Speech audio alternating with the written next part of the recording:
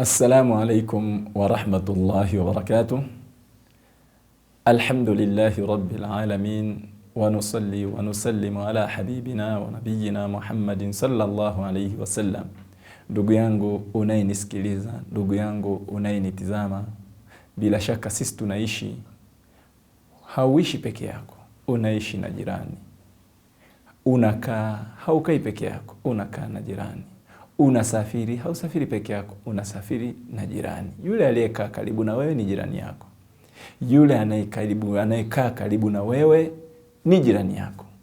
Nyumbani, shuleni, popote pale aliye karibu yako ni jirani yako. Mtume sallallahu alayhi wasallama siku moja amekaa na wanafunzi wake akiwapatia nasaha. Akatoa viapo kwa msisitizo, akasema wallahi la yu'min, wallahi la yu'min, wallahi la yu'min. Maana yake nini? Ninaapa kwa jina la Mwenyezi Mungu, hana imani kamili. Mara tatu akayasema hayo maneno, ninaapa kwa jina la Mwenyezi Mungu, hana imani kamili. Maswahaba zake wakashtuka, wakasema waman hadha ya Rasulullah, ni nani huyu Mtume wa Mwenyezi Mungu? Nani unamkusudia, nani ambaye hana imani kamili?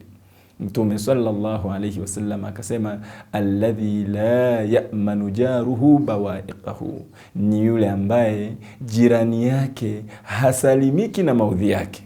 Yani ni mtu ambaye jirani yake anapokea maudhi mengi, anapata kero nyingi kutoka kwake.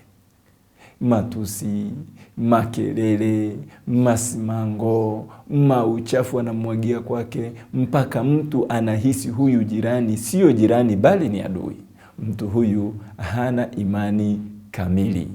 Muislamu wa kweli ni mtu anayemjali jirani yake, anayemthamini jirani yake, anamjulia hali, anamtembelea, anashirikiana naye katika furaha na huzuni, anajitahidi kumuonyesha jirani yake kwamba wewe jirani yangu ninakupenda na wewe ni mtu wa thamani kwangu.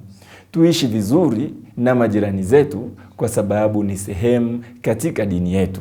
Assalamu alaikum wa rahmatullahi wa barakatuh.